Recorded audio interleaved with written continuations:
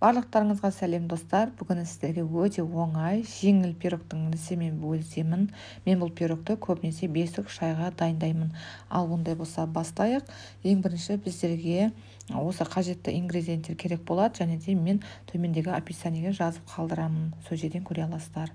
Ең бірінші біздер осы ыстық сүтіміздің үстіне қантымызды және де какаомызды салып, жақсылап қанты ерігенше араластырамыз. Ең маңыздысы бұл жерде сүтіміз қатты ыстық болу керек. Сүтті пісірудің қажеті жоқ. Ең бастысы қатты ыстық болу керек.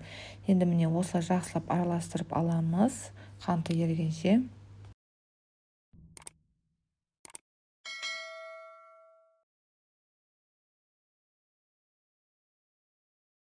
Жақсылап араластырып алдық. Енді бөлек ыдысымызға жұмыртқамызды шағып, оның үстіне қантымызды салып, жақсылап аппақ көбік болғанша араластырамыз.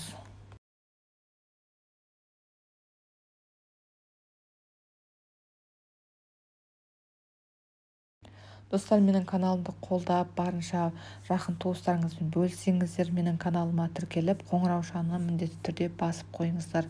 Және де лайк, комментарий қалдырыңыздар. Сіздердің қолдауларыңыз мен үшін өте маңызды, сондықтан міндетті түрде тіркеліп алыңыздар.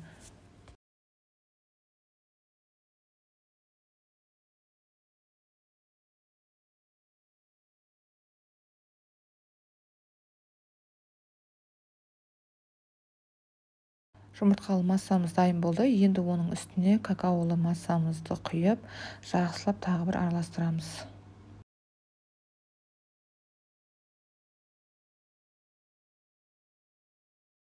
Енді бізге миксердің аса қажеті жоқ. Енді осындай қолмен шегумен жақсылап араластырамыз.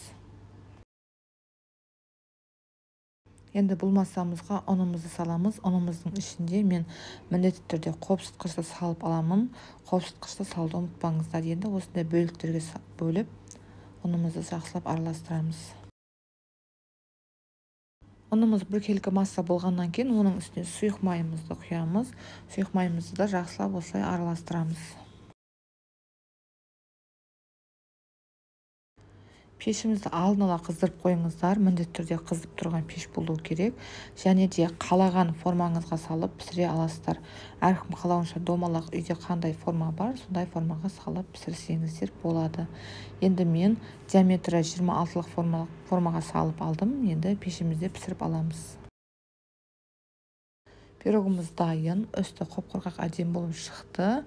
Енді осы пирогымыздың үстіне глазур құямыз.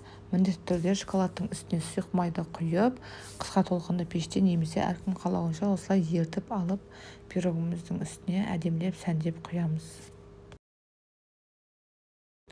Әркім қалауынша сәндесе болады, немесе жаңағыдай кокосовый стружка сепсеңіздер болады, немесе сахарный пудра сепсеңіздер болады. Мен бұл жерде жаңағыдай грецкий орехтың жаңғақтарын блендерден өткізіп, осындай үстіне мен салып шықтым.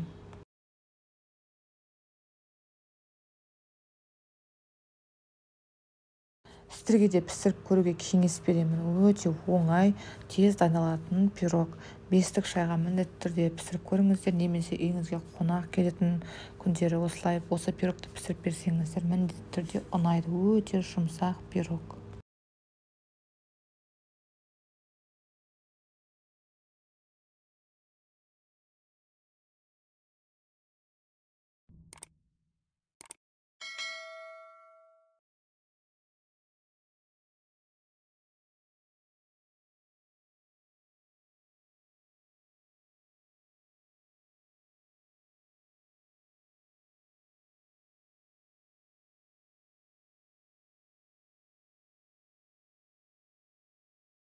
Менің видеомды қолдап соңына дейін көргендеріңіз үшін рахмет.